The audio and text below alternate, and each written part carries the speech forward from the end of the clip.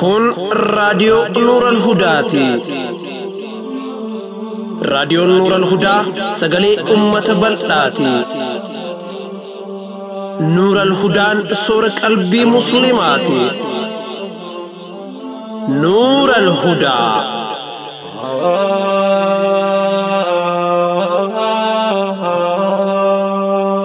بسم الله الرحمن الرحيم الحمد لله رب العالمين الصلاة والسلام على رسول الله الأمين وعلى أهله وصحبه أجمعين السلام عليكم ورحمة الله وبركاته. هردفتو NuuralHudaa كبجمو أكم جرتن الحمد لله ثم الحمد لله هيا مربي قداتين هر أسنا جيا ولت رجاني جر رافمني بيتي تيني خيسي جرتو أم اللي وان كل لا ينفكاتو موتومان نموت ببكمو هدو الأجر هنگاماتس انترنيني قدين ديفمني Oromoonni ala jiranis jiddu gala hedduutti hiriira bahuun diddaa mootummaa Itiyoophiyaatiif qaban addunyaa dhageessisaa jiran. Rabbiin nasriin nu haa qabu.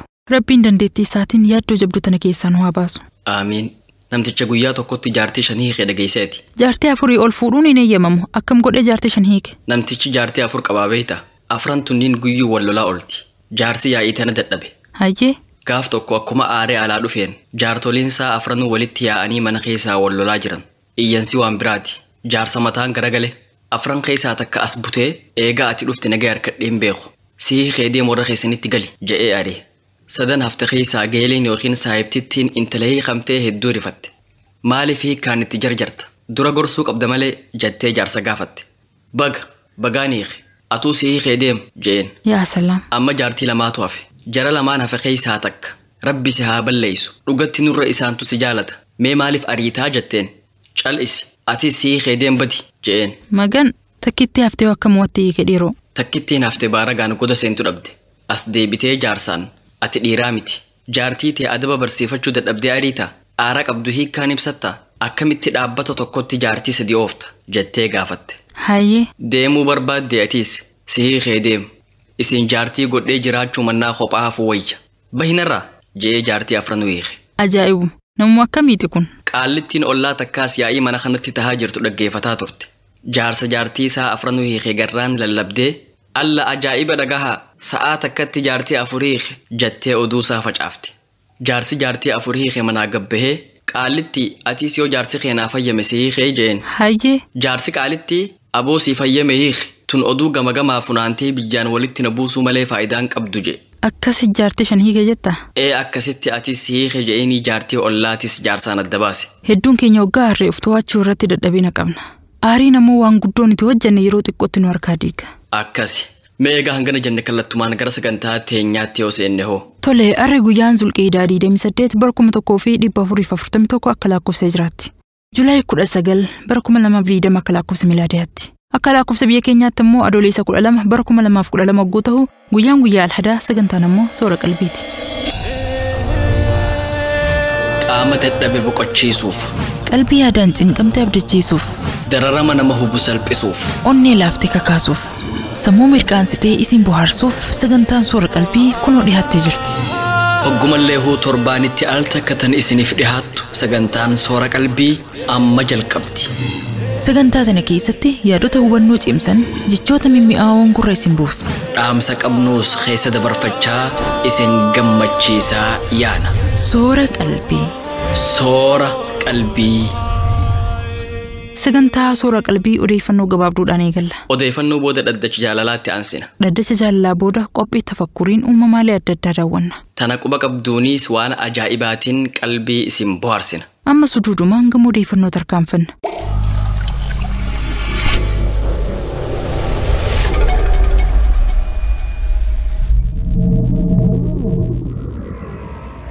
Bismillahirrahmanirrahim. Assalamu alaikum warahmatullahi wabarakatuh. Babaruka kabajamtoota hordoftoota raadiyoo NuuralHudaa. Odeeffannoo gaggabaabduu Juulaay 19 bara 2020 dhiyeessaa namni dhiyeessuullee Abbaas Minal Islaam. Odeeffannoo qaramataa Amnesty International mootummaan Itiyoophiyaa haala namoonni dhiheen hidhaman keessa jiran ifatti akka beeksisu gaafatee jedhe. Mootummaan Itiyoophiyaa mormii artiist Haacaaluu Hundeessaa hordofuun godinaalee Oromiyaa garaagaraatti ka'een naannoo Oromiyaa fi magaalaa Finfinneerraa namoonni 7,000 ol hidhamuu ibsee ture. Namooti hidhaman kan jidduu immoo hooggantoota paartii Koongireesii Federaalistii Oromoo Obbo Baqqalaa Garbaa, Jawaar Mohammad, gaazexeessaa Hamza Booranaa fi Hooggantoonni paartii siyaasaa birootis kan argaman yoo ta'u kanneen keessaa hedduun isaanii haalli keessa jiranii fi eessa akka jiran kan hin beekamne ta'uu dhaabbanni mirga namummaaf falmu Amnesty International ibsuun mootummaan Itoophiyaa hidhamtoonni kun haal akkam keessa akka jiran maatii isaaniif akka beeksisu gaafate. Odeeffannoo biraatiin ammoo dhalattoonni Oromoo biyyoota Awurooppaa fi Ameerikaa kaabaa jiran mootummaa Itoophiyaa irratti hiriir bahan. Hiriirri kun magaalaa guddoo Biriitaaniyaa, London, Faransaay magaalaa Paaris, Jarman magaalaa Muunikii fi Ameerikaa magaalaa Washington DC sabtii kaleessaa fi Jumaa dheengaddaa gaggeeffame. Hiriir kanarratti hooggantoonni siyaasaa Itoophiyaatti hidhaman akka lakkifamanii fi dararaan waraan mootummaa Itoophiyaan Oromiyaatti raawwatamaa jiru akka dhaabatu gaafatan. Hiriira magaalaa guddoo Biriiteen Londanitti gaggeeffame irra dhalattoonni Oromoo achum Biriiteen jiranii fi biyyoota Awurooppaa garaagaraa irraa dhufan irratti hirmaatanii jiran. Dhaadannoo adda addaa jechuunis mormii isaanii dhageessisan. Haaluma wal fakkaatuun magaalaa guddoo Ameerikaa DC'ttis dhalattoonni Oromoo kutaa Ameerikaa garaagaraa irraa walitti dhufan hiriira mormii bahan. Faallaa hiriirtota Oromoo kanaan lammiileen Itoophiyaa irra jireessaan saba Amaaraa tahan lakkoofsaan xiqqaatanis alaabaa sirna mootummaa duraanii leellisu qabatanii mootummaaf hiriir deeggarsaa bahuu odeeffannoon ni addeessa. Odeeffannoon keenya itti aantammoo baqattoonni Itoophiyaa Yaman keessa danqaman rakkoo hamaaf saaxilamuu ibsamee jira. Dhaabbanni baqattoota addunyaa yookaan ammoo IOM godaantonni 14,500 ol tahan kan irra hedduun isaanii lammiilee Itoophiyaa tahan Yaman keessatti danqamanii lubbuu isaaniif sodaa kan qaban ta'uu ibsi. Dhaabbatichi sababa tamsa'ina COVID-19 sochiin dhorkamu hordofuun godaantonni 14,500 ol kan irra hedduun isaanii lammiilee Itoophiyaa tahan Yaman keessa danqamaniiru jedhe. Baqattoonni kun Yaman keessa qaxxaamuranii gara biyyoota Arabaa garaagaraatti deemuuf hawwii kan qaban yoo ta'u yeroo ammaatti Yaman bulchiinsota Adan, Maarib, Laahii fi Sa'aadaa keessatti danqamanii argamuu jedha IOM ibsisaa kanarratti. Hordoftoota keenya dhaggeeffatuu jirtan odeeffannoo gaggabaabduu sagantaa Soora Qalbii Juulaay 19 2020ti. Amma immoo odeeffannoo weerara dhibee kooronaavaayirasii wal qabatee jiru gabaabinaan gursan buusa. Weerarri vaayirasii kooroonaa ammas guutuu addunyaa keessatti hammaatee kan itti fufu yoo ta'u hanga guyyaa har'aatti lakkoofsi namoota vaayirasichaan qabamuun mirkanaa'ee 1,1450 fi 822 gahee jira. Lakkoofsi namoota sababa vaayirasii kanaatiin du'anii ammoo 600 dabruu ragaan John Hopkins University irraa argamne addeessa.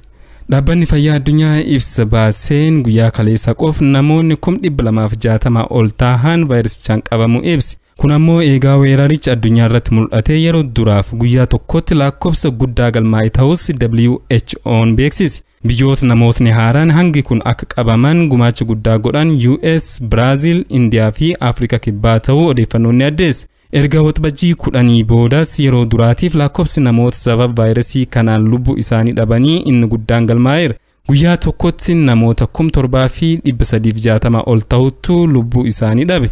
Itoophiyaatti hanga guyyaa kaleessaatti lakkoofsi namoota vaayirasichaan qabamanii 9,503 gahee jira. Gambiraatiin ammoo namoota vaayirasichaan qabaman keessaa 4,941 fayyaniiru. Namoonni 167 ammoo vaayirasichaan du'uu odeeffannoon ni addeessa. Hanga har'aattis namoota 323,932 irratti qorannoon gaggeeffameera. Vaayirasichi yeroo ammaa Ameerikaa, Biraazilii fi Indiyaa keessatti hammaatee jira. Haalum kanaan Ameerikaa keessatti hanga ammaatti namoota 3,333,716 fi 716 kan vaayirasichaan qabamuun isaanii mirkanaa'ee jidduu 142,881 du'uu gabaafame.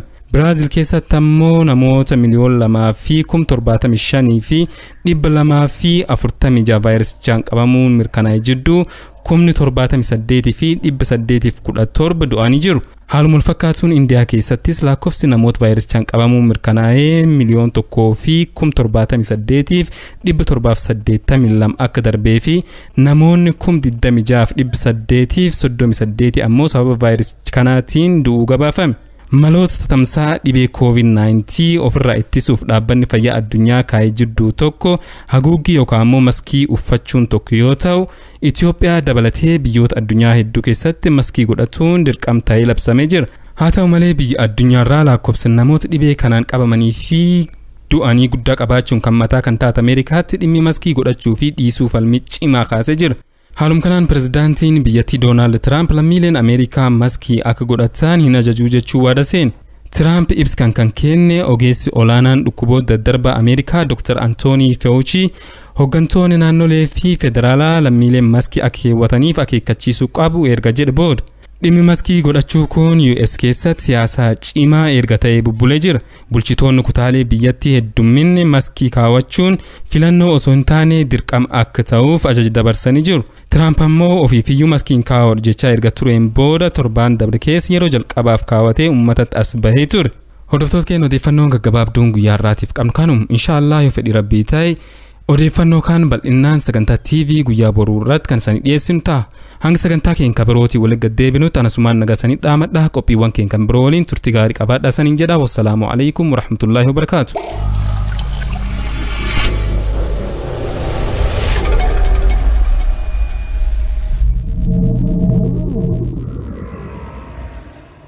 Obboleessa keenya Abbaasiin galata argadhu jenna. Ammas gama qophiitti aantutti isin dabarsina. Qophiin itti aantu qophii dhaddacha jaalalaati. Itti dhiyaadhaa. Dhaddacha jaalalaa, dhaddacha jaalalaa, dhaddacha jaalalaa, Dhaddacha jaalalaa, dhaddacha jaalalaa, dhaddacha jaalalaa. warra dhugaan wal jaalatu, Warra karaa halaalaatiin walitti hidhamee bultii jaarrate. warra jiruu gaarii jiraachuu jiruutu wal himata. Himataa fi himatamaan yookiin ammoo himattuu fi himatamtuun dhaddacha irratti dhihaatanii jiru. Abbaan murtii kennuuf qophaa'ee jira. Abbaa moohatu walitti ilaalla. Dhaddacha jaalalaa. Iyyannoo jaalalaa. Qilleensi jaalalaa bubbisii halaala. Qilleensi jaalalaa bubbisii ilaala. Dooseen jaalalaa banamee jira. Iyyannoo tokkoffaa. Assalaamu alaikum warahmatullaahi wabarakaatu. Akkam jirtan qopheessitoota qophii dhaddacha jaalalaa. Maqaan kiyya Maaxuqaa Kaa ja'ama. Nageenyi kiyya kan kabajaa bakka jirtanitti isin haadha qabu jechaa iyyannoo tiyya gabaabseetiin isiniif dhiyeessa. Ani jaartii jaalatamtuun qaba. Haalaanin isii jaaladha. Isiinis haalaan na jaalatti. Jireenya gammachuu wajji jiraachuutti jirra. Garuu waan tokkoon isirraa jibbe. Jaartiin tiyya jaalatamtuun tun filmii musalsalaa ilaalaa oolti. Yeroo hedduu itti deddeebi'eetiin gorsee dadhabe. Amma gorsuus hifadheetiin jira. Wanni kun boodarra bultii teenya diiguu hin oolu je'eetiin sodaadhe. Mee anaa fi fakkaata akka kiyyaatiif maal dhaamtan? Akkuma beekamu yeroo ammaa waan ilmi namaa ittiin qormaatamutti jiru keessaa tokko musalsalaa fi miidiyaalee hawaasaati. Gorsa keessan obsaaniin eeggadha. Galatoomaa. Hayyee Farihaa maal jettaan? Dhimma kanaaf deebisaa Dr. Zaakir dhihootana dhiheessinee turreemi. Dhimma diraamaa eertuurul baantaami? Achirratti haala gaariin ibsee hayyuun Islaamaa guddichi. Waan namni bare yeroo takkaan nama dhiisisuun haalaan ulfaataadha beeki. Nama umrii isaa guutuu farshoo dhugaa jiraate guyyaa takkatti dhiisi jechuun ni ulfaatti. Yeroo hedduu namoonni bultii ijaaran waan akkanaa irratti hedduu dogongoranii beeyta. Mee dogongora akkam? Iyyataan kunis gama dogongora sanii deemuu jiranatti fakkaata. Fakkeenyaaf intalti takka dhiira shiishaa xuuxutti yoo heerumte yeroo muraasa eega wajji jiraattee booda anaaf shiishaa keessaa tokko filadhu jettiin. Shiishaa amata meeqaatamu wajji jiraatee fi isii haaree dhufte keessaa jechuudha. Haala kanaan shiishaa akka dhiisu godhuufeeti. Isiin qalbii isii keessatti bakka guddaa ifiif kenniti. Waan haalaan na jaalatuuf ana dhabuu irra shiishaa dhiisuu filata jettee yaaddi. Filannoon tun akka filannoo mootummaa tan dhaqanii kaardii sanduuqa keessa kaayanii biraa deebi'an wayitaa teere. Kan addaan hubachuu barbaachisa. Dhuga baanta. Dhiiraaf intaltis osoo bultitti hin seenin jalqaba haala gaariin wal qorachuu qaban. Qorannoo malee bulti seenanii hiikkaadhaaf jarjaruun sirreemti. Akka iyyataan kun himateetti jaartii isaa haalaan jaalata. Isiinis haalaan isa jaalatti. Wanti inni dhimma hiikkaa yaadu eegaleef dhimmuma musalsalaati. Musalsalaa laaluun haraama malee kufrii miti. Tan akka gaariitti adda beekuun barbaachisaadha. Usaniituma gama hiikkaa kana jarjaruun hin barbaachisu. Akkasi bultiin taphaa miti. Hayyee iyyannoo lammadaa dhiheessi. Iyyannoon duratti yaada dhageeffattuun teenya takka Finfinnee irraa nuuf ergite dhiheessa. Hayyee dhiheessi. Assalaamu alaikum warahmatullaahi wabarakaatuh. Akkam jirtan kabajamtoota jaalatamtoota qopheessitoota dhaddacha jaalalaa. Samiiraa Nuuraddiin jedhama. Magaalaa Finfinneetirraa isinii katabuu jira. An dhugaa dubbachuudhaaf raadiyoon NuuralHudaa gaafa sagantaa 8ffaa dhiheessitan irraa kaasee isin hordofaa ture. Garuu amata 2 dura biyyatti deebi'ee sababa rakkina intarneetaatiif akka duraanitti isin hordofuu baadhus hamma naaf mijaa'etti sirriitti isin hordofaa jira. Ani iyyannoo hin qabu garuu haga isin jaaladhu ibsachuu barbaada. Raadiyoon NuuralHudaa ijaaf gurra keenya. Ulamaa'ii keenya kan dhaddacha jaalalaa kanarratti murtii nuuf dabarsitanis jizaan keessan jannata haa ta'u. Farihaa fi Usmaan baay'ee isin jaaladha. Akka Rabbiin aakiraa fi duniyaa na milkeessu du'aa inaaf godhaa. Sagantaa teessan hundaa hanga danda'uun ni hordofa. Jabaadhaa akkanumaan itti fufaa galatoomaa. Atis galatoome obboleettii teenya Rabbiin isaaf jecha nu jaalatte si haa jaalatu. Iyyannootti cehi Fariyaa. Iyyannoo lammaffaa. Assalaamu alaikum warahmatullaahi wabarakaatuh. Akkam jirtan kabajamtoota qopheessitoota raadiyoo NuuralHudaa. Dura irratti Rabbii miidiyaa gaarii kana nuuf argamsiise galanni haa ga'u jechuu barbaada. Itti aansuun isin qopheessitoonni miidiyaa kanaa hojii boonsaa kana hojjechuu keessaniif carraa guddaa argachuu keessanii hin irraanfatinaa. Nama Rabbiin toltuu isa waa faqi qofatu carraa kanaa kan argata. Gaazexeessitoota Islaamaa kan osoo dandeettii gurguddaa qaban carraa kana dhabanii miidiyaa fasaadaa irra dalagan hedduu beeka. Toltuu tana jabeeffadhaa. Dalagaa laaftutti hin laalinaa. Ulamaa'iin Islaamaa warri miidiyaa kanarratti hawaasa tajaajilutti jirtanis carraa tanaaf hamdii galfadhaa. Hayyoota gurguddaa hedduutu carraa kanaa kana dhabee hawaasuma ganda isaa biratti hafe. Rabbii carraa tana isiniif kennee ummata addunyaa irratti ol isin baaseef hamdii galfadhaa jechaa gama iyyanootiyaatti tarkaanfadha.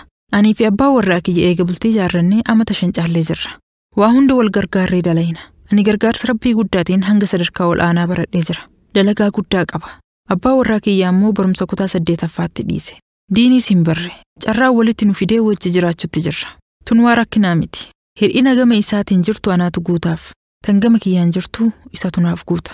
Garuu wanti gama dhaddacha kanaa na fide waan birooti. An dhaabbata dhuunfaa xixiqqaa 3 qaba. Waggaa 2 dura abbaa warraa kiyya dhaabbata tokko irratti hoogganaa godhee muude. Inni garuu barumsa guddaa waan hin qabneef hojii san na harkaa balleesse. Hanga danda'een tattaafadhee hojii san bakkatti deebisee isas achi kaase. Alhamdulillah, hojiin sun bakkatti naaf deebi'ee jira. Baranas dhaabbata biroo keessatti hoogganaa godhee laale. Tunis xiqqoomaaf kasaaraa irra naa oolte. Hanga humna tiyyaatiin tattaafadhee bakkatti deebisee isas achi kaase. Inni dalagaa biroo waan hin qabneef carraa hojii isaaf uumuu yaade. Garuu inni nama dalagaa beeku miti. Kanaaf akka gadi deebi'ee hojjettoota biroo wajjin akka dalaguu godhe. Ammatti inni hojjetaa kiyya. An hooggantuu isaati. Yoo inni dalagaa irratti waa balleessu ni lolaan. Yeroo garii mindaa irraa mura. Bakka dalagaatti anaaf inni akka hojjetaaf hooggantuuti malee akka jaarsaaf jaartiiti miti. Wanti yaaddoo guddoo natti tahee gama dhaddacha kanaa na fide waanuma lama. Tokkoffaa jaarsi kiyya hojjetaa kiyya tahee na jalatti qaxaramee hojjetuun kun xiqqoo waan itti dhagahame natti fakkaata.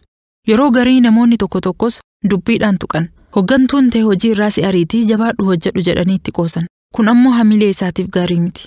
Hojii ana wajji dalagu kana dhiisee bakka birootti hojii akka barbaadatu godhuufis yaalii godhee ture. Garuu inni nama dalagaa beeku miti. Dubbiin lammaffatan akkaanatti ulfaatte ammoo ani akka hooggantuu takkaatti jaarsa kiyya kanaan loluun kun akka shari'aa Islaamaatti akkamitti ilaalama. Silaa qooda kiyya kana inni argatee an bakka isaa bu'ee hedduu na gammachiisa. Garuu qooda Rabbiitu akkana ta'e. Osuma inni waa balleessu irraa cal'isuun dalagaan harkaa balleessee nu kasaarsa. Itti dubbachuun ammoo kabajaa dhabuu fakkaata. Mee dhimma kanarratti maal naaf dhaamtan? Murtii shiika keenyaa obsaan eeggadha. Galatoomaa. Hayyee maal jettaan Usmaan? Maashaa Allah. Hunda dura dhaamsa isin nuuf dhaamte irratti waa dubbachuun barbaada. Dhugaadha. Carraa kana argachuun nuuf sharafa guddaadha. Rabbii carraa guddoo tana nuuf kenne. Hojjettoota miidiyaa diinnu godheef galanni haa ga'u. Alhamdulillah. Itti aansuun ammoo abbaa warra siitiin bakka gammaddeen ja'an. Maaliif? Jaartii hooggantuu ta'e taatee kabajaa guddaa siif qabdu tana argachuu keetiif bakka gammaddeen ja'anga. Dhugaa jette. Waan hawaasa keenya keessatti haasawamu tokkotu jira beeyta. Mee maali? Dubartii barumsa guddaa qabduu fi dubartii dheerinaan nama caaltu fuudhuun gaarii miti jedhan. Maalifoo? Yoo akkaan dheertuu taate gubbaa ganna laalti. Yoo barumsa guddaa qabaattee barumsaan nama caalte ammoo nama tuffatti jedhan. Tan dheerinaa kan naa uumamaati. Ta beekumsaa ammoo namni beekumsa qabu hayyuun waa naman tuffatu. Achi jirti dubbiin. Yeroo hundaa hayyuun namaa naman tuffatu. Kanaafuu dubbiin tun dogongora jennee haa bira dabrinu kaa. Tuni dogongora.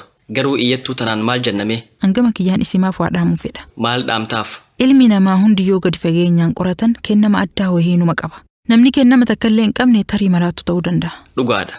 Garuu kan nama san akkamitti beekuun danda'ama? Warri saayikooloojii waa yeroo xiqqeenyaa godhaa turan nama gaafata. Fakkeenyaaf taphuma yeroo xiqqeenyaa taphatan keessaa kan haalaan jaalatan nama gaafatan. Wanti yoo ijaan argitu haalaan si gammachiisu maali? Wanti yoo gurraan dhageeffattu haalaan si gammachiisu maali? Yeroo hedduu mallaqa yoo argattu maal bituu jaalatta? Kitaaba akkam dubbisuu jaalatta? Fiilmii akkamii faalaaluu heddumeessita? Jedhaan waan hedduu si gaafatan. Akkasitti gama hedduun qoratanii waan ati ogummaa jabduu itti qabdu adda baafachuu danda'an. Kanaafuu haala kanaan qoradhuu jettaani? Waan kana qoratanii adda baafachuun ulfaataadha. Tarii hiriyoota isaafaa osoo gaafatte mee waan isarraa dinqisiifattan? Waan inni dandeettii jabduu itti qabu naaf himaa jettee yoo gaafatte ogummaa isaa salphattee adda baafachuu dandeessi. Yookiin ammoo maatii isaa irraayis gargaarsa gaafachuu dandeessi. Yeroo ijoollummaa isaatti maal jaalata? Maal jibbafaa jettee yoo gaafatte furmaata ni argatti jedhee yaada. Waan humna isiitiin tattaaffii godhaa du'aayinis jabaachuu qabdi. Kanaafuu haala kanaan qorannoo gootee waan inni ogummaa jabduu itti qabu yoo beeyte waan sanirratti akka hojjetu gooti jetta. Dura leenjii gabaabduu akka fudhatu gooti. Fakkeenyaaf jaarsisii kun yoo fedhinnaa kompiitaraa qabaate jalqaba waan inni fedhu sana irratti leenjii xiqqoo akka fudhatu gootee hojii saniif haala mijeessitiif waan hafe irratti gargaarti. Dhuga jette. Nuti tanuma dhaamnaaf gaafii isiin iyyannoo keessatti kaafte ammoo gama abbaa murtiitti dabarsina. Iyyannoo arraatis asumarratti yoo goolobne gaarii natti fakkaata. Har'a sagantaa nuti dhiheessinu waan xiqqoo dheerateef asumatti gabaabsu wayya. Dhaggeeffattoota keenya kabajamoo iyyannoon arraaf kurfeeffanne tanuma. Hayyama rabbii guddaatiin murtiin dhaddacha kanaa kamisa galgala isiniif dhiyaatti. Dhaddachi arraa goolabamee jira. raadiyoo NuuralHudaa sagantaa soora qalbii 594 tan guyyaa alhadaa dhaggeeffachuutti jirtanii ammaas gama qophiitti aantutti isin dabarsina. Waahilli keenya Abdunaasir Tufaa gaaraa fi hallayyaa keessa nun deemee uumama rabbii guddaa nu daawwachiisa. Turtiin teessan soora qalbii wajjin itti afuftu.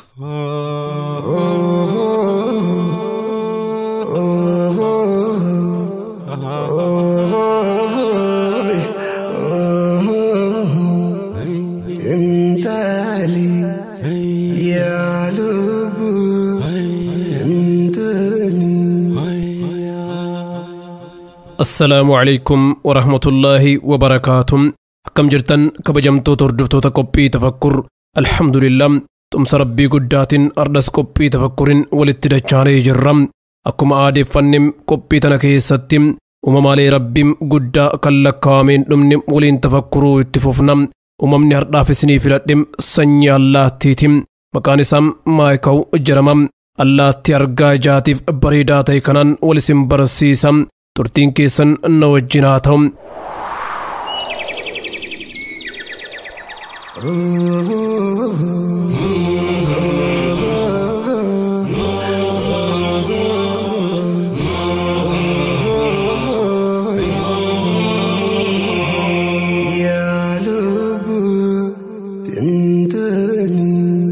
Maayikom sanyii allaattii paarootii yoo ta'u qaamni isaa halluu adda addaatiin faayame.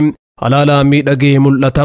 Allaattiin kun sanyii gosa 17 kan qabu yoo ta'u, sanyiin hundi ardii Ameerikaa kibbaa keessatti argamu. Sanyiiwwan allaattii kanaa keessaa hedduun isaanii yeroo ammaa haala yaaddessaa irra jiru. Allaattiin kun sanyii oomni baraf yookiin warra sooratan gosa lachuu sooratan keessatti kan ramadamu yoo ta'u, firiiwwan biqiltuu akka lawuzii, muduraalee, ilbiisota xixiqqoo, hanqaaquuwwanii fi bineensota xixiqqoo ni soorata. Allaattiin kun akkuma ilma namaa halkan guutuu rafaa bule barii barraaqaan rizqii isaa barbaaddachuuf manaa baha. Maayikom sanyiiwwan allaattii paarot keessa isa irra guddaara. Inni cimeessi meetira 1 caala lafarraa ol dheerachuu danda'a. Inni xiqqaan ammoo aga seentimeetira 76 dheerata. Koolli isaa lamaan yoo addaan banamu fiixee hanga fiixeetti seentimeetira 86 hanga meetira 1.5 dheerata. Ulfaatinni isaa ammoo kiloogiraama 1 hanga 2 ta'a. Allaattiin kun halluuwwan qaama isaa faayanii bareechaniin beekama. Baalliin isaa irra hedduun isaa halluu cuquliisaan uwwifamaadha. Dabalataan halluu bifa keelloo, diimaa fi magariisaanis faayamee miidhagee halaalaa mul'ata.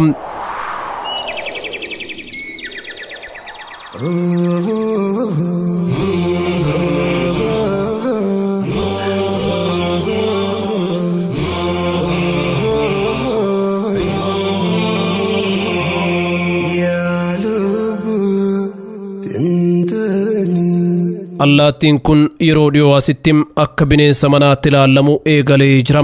Namoonni hedduun allaattii kana ofitti madaqsanii manatti kunuunsuutti jiru. Gama birootiin allaattiin kun humna guddaa qaba. Keessumattuu qoffeen isaa haalaan jabaa yoo ta'u, firiiwwan akka dhagaa jabaatan salphamatti qoffee isaatiin dhahee cabsuu danda'a. Maayikom akkuma sanyiiwwan paarota kaawwanii miila lameen irra quba 4 qaba. Qubni 2 gama fuuldura. Lameen ammoo gama boodaa garagalanii faaya uumamaatiin tartiiba galanii allaattii kana tajaajilu. Kunis rakkoo tokko malee mukarra akka qubatuu fi waan adamsuuf fedhu salphatti akka qabatu isa gargaara. Allaattiin kun hoomaadhaan jiraata. Hoomaan tokko haga miseensa 30 kan qabu yoo ta'u, akkuma allaattiiwwan hedduun sagalee adda addaa baasuudhaan salphatti walii galuu danda'u. Dabalataanis allaattiin kun sagalee naannoo birootii dhaga'es fakkeessuu ni danda'a. Akka ilma namaattis jechoota muraasa haasa'uu ni danda'a. Allaattiin kun akka jaarsaa fi jaartiitti wal filatee waliin jiraata. Jaarsaa fi jaartiin eega wal filatanii walitti daamanii booda goojjoo hanqaaquun keessatti buufamu wal gargaaranii qopheessu. Haadhoon takka yeroo tokkoon hanqaaquu 2 fi sanii ol buusti. Achi booda aga baatii tokko irraan kaatu. qophaasiim irra ciistee hammatti abbaan warraa isii ammoo adamoo deemee soorata isii barbaachisuun dam muduraalee fi firiiwwan adda addaa ilbiisotaa fi lubbu qabeeyyii xixiqqoo foon gahaa qaban adamsee bakka isiin killee hammattetti isii soora. Baatii tokko booda haadhoon killee cabsite ilmoolee keessaa yaaste. Achi boodas jarri lachuu wal gargaaranii ilmaan isaanii guddifatu. Allaattiin kun ardii Ameerikaa kibbaa keessatti haalaan kabajama. Ilmi namaa allaattii kanaaf kabajaa guddaa qaba. Sababuma kanaaf suuraan isaa maallaqa biyya Biraaziil irratti baafamee jira. Fedha rabbiitiin allaattiin kun waggaa 50-60 jiraachuu danda'a. Egaan kabajamtootaa fi hordoftoota qophii tafakkur qophiin ardhaaf qopheeffate kanuma sagantaa suura qalbii wajjin turtii gaarii qabaadha. والسلام عليكم ورحمة الله وبركاته. نقرتاني بيتا تكاسين دغطوه يا ربي هنداكو بك بداوان ومتندقتوه يا ربي ثم يا ربنا متندري فرا يا ربي يومي يجراتا وارم برا يا ربي قطو الرون كبني قويتاني الرنفني يا ربي موتي دراب ودايقم فكين كبني يا ربي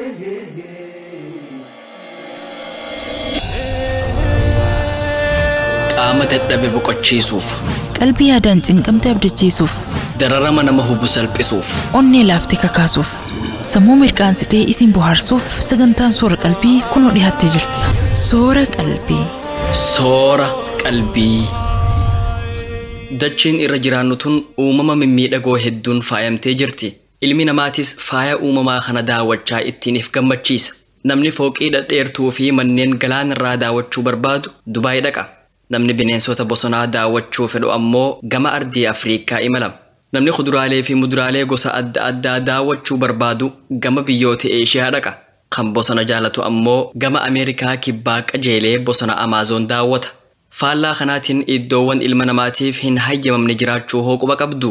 Quba qabduu teenya arraatiin iddoowwan daawwannaaf dhoorkaa tahan muraasa isiniif dhiheessina. Tana quba qabdu, tana quba qabdu, tana quba qabdu. Tana quba qabdu, tana quba qabdu, tana quba qabdu, tana quba qabdu. Hard Island, Austraaliyaa. Dachiin tun xumura kibba dachii teenyaa irratti argamti. Iddoolli kun ollaa Madagaskaritti argama. Garuu to'annaa Austraaliyaa jala jira. Iddoolli kun ibidda volkaanoo halkanii fi guyyaa akka bishaanitti danfu lama ifirraa qaba. Lubbu qabeeyyii keessaa allaattiiwwan muraasa, peenguweenii fi bineensa siil jedhamu qofaatu iddoola kanarra jiraata. Volkaanoon iddoola kanarra jiru haalaan sodaachisaa waan ta'eef ilma namaatiif gamasitti imaluun haala kamiinuu hin hayyamamu. Qorattoonni muraasni garuu hayyama guddaa fudhatanii yeroo tokko tokko gamasitti ni imalan. Zoon Ruuj biyyi Faransaay dachii magariisaan beekamti. Qonnaan bultoota midhaan adda addaa oomishan hedduu qabdi. Ta'us garuu naannoon Zoon Ruuj jedhamu kun ilma namaa tokkoofis hin eeyyamamu. Namni naannoo san jiraatus hin jiru. Jaarmee achitti ijaaruunis dhoowwaadha. Waraana addunyaa tokkoffaa dura naannoon kun naannoo qonnaan bultootaa ture. Yeroo waraanni addunyaa kan jalqabaa gaggeeffamu boombiiwwan gurguddatu naannoo kanatti darbame. Bosonnii fi gandi naannoo kanatti argamu ibiddaan barbadaawe. Ilmi namaa hedduutu iddoo kanatti dhume. Bara 1918 yeroo waraanni goolabamutti magaalaan naannoo kana turte dhabama taatee jirti. Meeshaan waraanaa naannoo kanatti darbamaa ture gariin osoo hin dhoohin lafa bu'ee biyyee jalatti awwaalame. Walumaa galatti naannoon kun lubbuu ilma namaatiif hedduu sodaachisaa ta'ee hafe. Achi booda mootummaan Faransaay namoota lubbuudhaan ganda kana keessatti hafan hundaa achirraa baasee iddoo biroo qubsiise. Naannoo kanas Zoon Ruuj yookiin ammoo zoonii ibiddaa jedhee moggaasee guututti cufe. Yeroo ammaa ogeeyyonni muraasni of eeggannoo cimaadhaan meeshaalee waraanaa dachii jalatti awwaalame baasutti jiru. Akka ogeeyyonni himanitti meeshaa waraanaa naannoo kanatti awwaalame hundaa qulqulleessanii baasuudhaaf waggaa 300 hanga 700 fudhachuu danda'a. Inumaa tarii naannoo kana qulqulleessuun abaduu waan hin danda'amne ta'uu mala jedhan. North Sentinel Island. Iddoolli kun garba guddaa Hindii keessatti argama. Namoonni muraasni ilma namaarraa adda bahanii iddoola sanirra qubatanii jiran. Namoonni iddoola kanarra qubatan sanyii kam akka tahan, ummata akkamii akka tahan wanni beekamu jiru. Ilmi namaa tokkolleen gama iddoola kanaa imaluu hin danda'u. namni gama iddoola kanaa imale hundi ni ajjeefama. Mootummaan Indiyaa yeroo hedduu iddoola kana to'annaasaa jala oolchuuf carraaqaa turuus hin milkooyne. Akka seenaan himutti uummanni kun waggaa 6,000 ol iddoola kanarra jiraate. Garuu hanga ammaatti eenyummaan uummata kanaa wanni tokkolleen hin beekamu. Uummanni kun nama iddoola sanitti dhihaate hunda xiyyaan darbatanii ajjeesan. Yoo xayyaarri iddoola isaanii gubbaan balali'ees xiyyaan darbatan. Uummanni tokkolleen akka isaanitti dhihaatu hin hayyaman. Boodarra mootummaan Indiyaa namni tokkolleen akka iddoola kanatti hin dhihaanne je'ee labse. Namoonni qurxummii adamsuuf gamas imaluu barbaadanis yoo xiqqaate kiiloomeetira 5 iddoola sanirraa fagaachuu akka qaban ajaja dabarse. Eega mootummaan Indiyaa labsii kana labseen booda bara 2006tti namoonni 2 osoo qurxummii adamsuuf deeman tasa iddoola kanatti dhihaatanii ajjeefaman. Baruma dheengaddaa bara 2019 mishinariin Ameerikaa kan amantii kiristaanaa barsiisuuf addunyaarra imalu tokko gama iddoola kanaa imalee ture. Maqaan isaa Joon Chow jedhama. Dardara umrii 26ti. Namni kun bidiruu isaatiin iddoola sanitti eega dhihaateen booda ajjeefamee argame. Snake Island, iddoola bofaa Biraazil. Iddoolli tun biyya Biraazil keessatti argamti. Magaalaa Sao Paulo irraa kiiloomeetira 150 fagaattee argamti. Iddoolli tun Ilhada Kuyi Maalaa Giraandii jedhamuun beekamti. Maqaa biroo kan iddoola bofaa jedhamuunis ni beekamti. Ilmi namaa tokkollee iddoola kanarra hin jiraatu. Daawwannaafis gamas imaluun dhoorkaadha. Iddoolli tun guutuutti bofaan uwwifamte jechuun ni danda'ama. Lafa kiiloomeetira tokkorra yoo xiqqaate bofasummaa hamaa 3tu jira. Gabaabinaan yoo miilaan lafa ejjatan bofumarra dhaabbatan jechuudha. Namni iddoola tan daawwachuu fedhu fageenyarraa teleskooppii ilaaluu mirga qaba. Yookiin ammoo heelikooptara kireeffatee itti dhihaatee daawwachuu ni danda'a. Garuu namni tokkollee miila isaatiin iddoola tanarra ejjachuu hin danda'u. Tana quba qabdu, tana quba qabdu, tana quba qabdu. Tana quba qabdu, tana quba qabdu, tana quba qabdu, tana quba qabdu. Kan dhageeffachaa jirtan raadiyoo NuuralHudaa sagantaa Soora Qalbiiti. Sagantaa guyyaa har'aa gama xumuraatti dhihaannee jirra. Sababa neetworkii biyyaatiif diraamaa haaree eegaluu hin dandeenye. Yeroodhaaf asoosama gabaabaa barumsa guddaarraa harkattan jennee yaannu. Ararraa eegallee isiniif dhiheessina. Itti dhihaadhaa.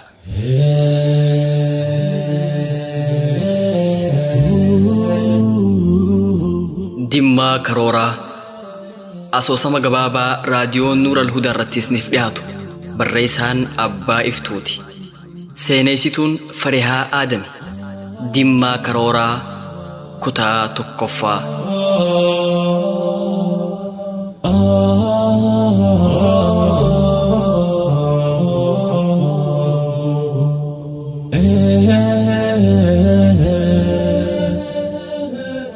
Lafti galgalooftee magribni dhihaatee jira. Namni hundi dukkaana isaa cufee galaaf qophaa'aa jira. Muharramis dukkaana isaa cuccufee makiinaa isaa kaasee gara masjiidaa qajeele. Salaata magribaa eega salaatee booda waan irbaataaf qopheeffatu bibbitatee gara manaa qajeele.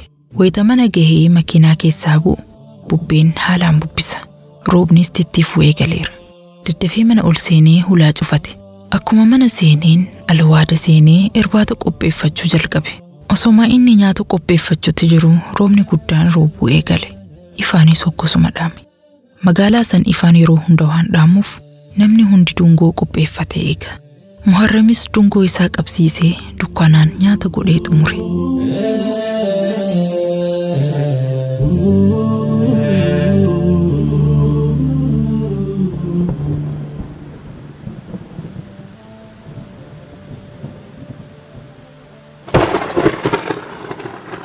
Hangaasuun haalaan qaqawwisa.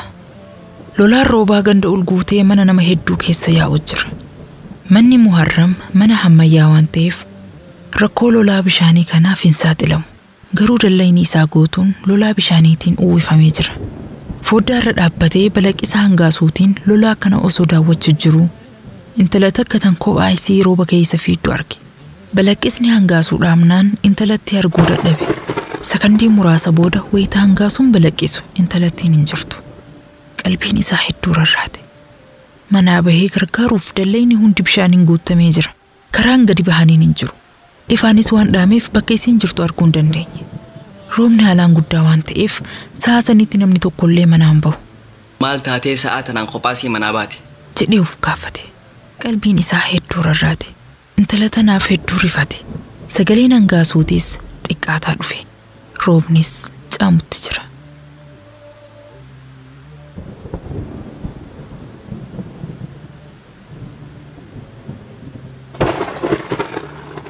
Hangaasuu qaqawwisuu fi sagalee roobaa malee wanti dhagahamu tokkollee hin jiru. Magaalaan guutuun jimii dukkanaatiin liqimfamee jira. Muharram yaadaan fagaatee deemee jira. Intalti tuni sa'a tanaan isaa dhufte. Akkamitti rooba keessa kophaasii halkaniin manaa baate? Jedhee irra deddeebi'ee of gaafata. Osoo inni niyyaa hin qabne namni wayii hulaa dallee isaa humna guddaan tumuu jalqabe.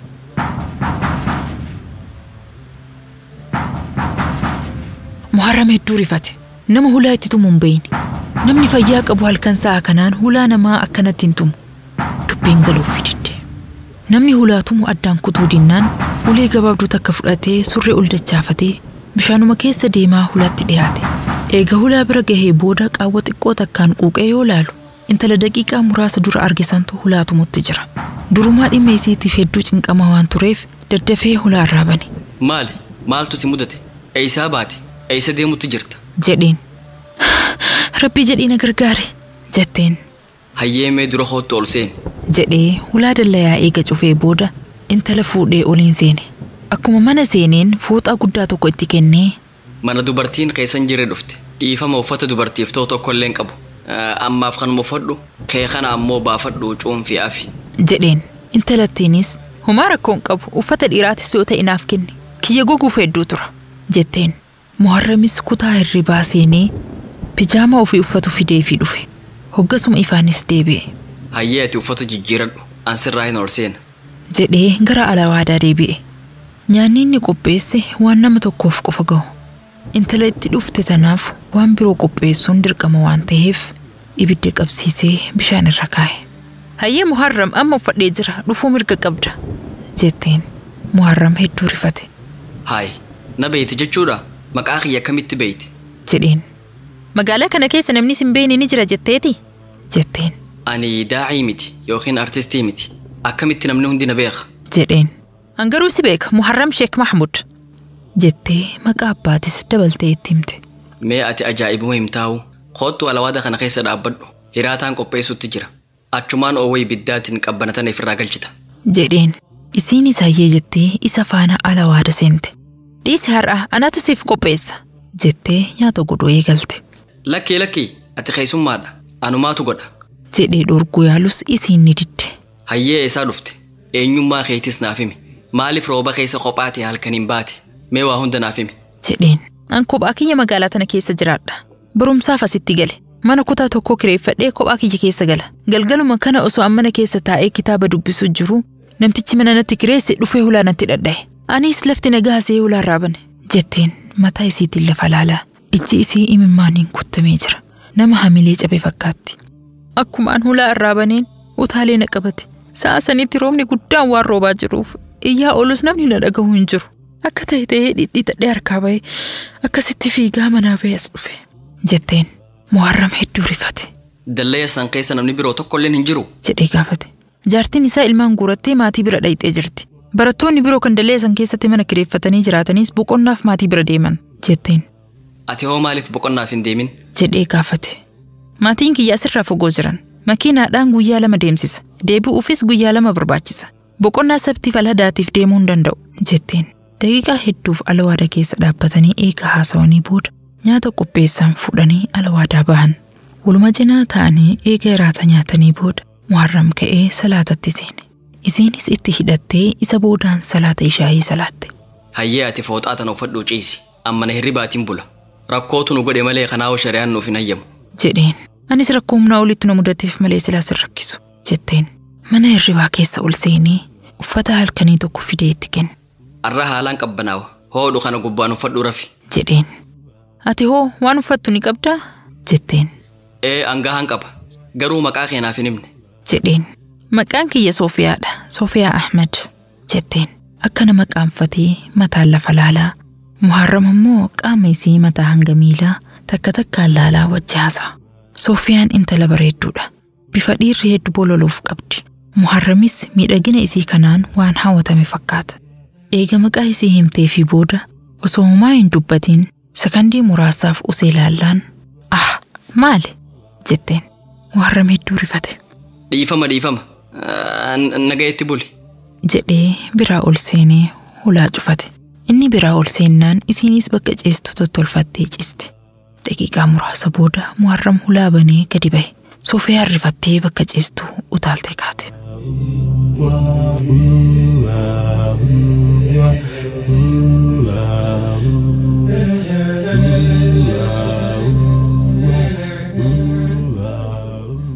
Dhaggeeffattoota keenya kabajamoo asoosamni Dimmaa Karooraa kutaan tokkoffaan kana fakkaata. Soofiyaa fi Muharram mana tokko keessa wajjin bulutti jiran. Sadaffaan isaanii ammoo shayxaana. Booddeen isaanii maal ta'uuf deema laata? Inshaa Allah kutaa lammaffaa torbaanitti deebina. Waan irraaf qindeeffanne asuma irratti goolabna. Hanga sagantaa itti aantuun walitti deebinutti nagaa Rabbii keessa nuuf jiraadhaa, jiruu qananii keessa qubadhaa, milkii duniyaa fi akhiraa harkadhaa. Wassalaamu alaykum wa rahmatullahi wa barakatuh.